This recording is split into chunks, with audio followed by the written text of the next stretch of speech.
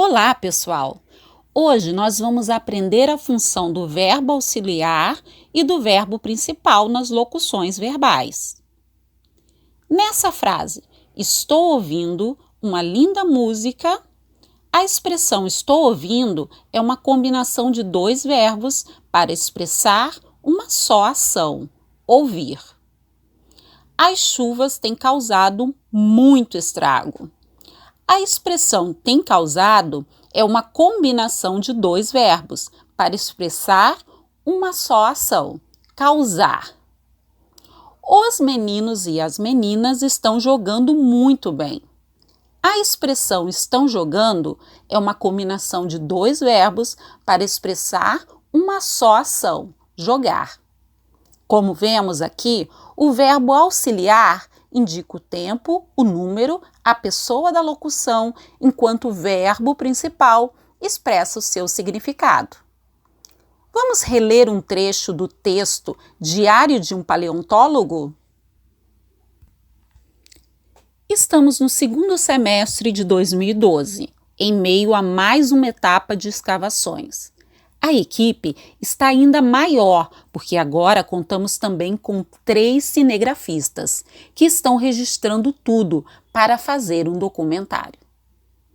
Vamos circular os verbos do texto, lembrando que verbo é uma classe gramatical que se refere a uma ação, um estado ou a um fenômeno da natureza.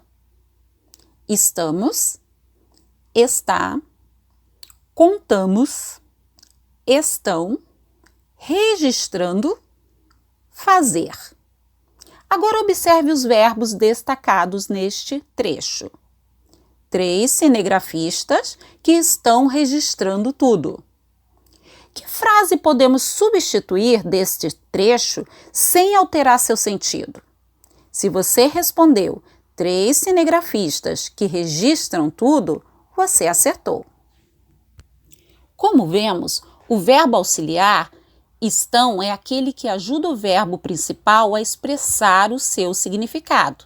Ele indica o tempo, o número e a pessoa da locução. O verbo registrando é o verbo principal.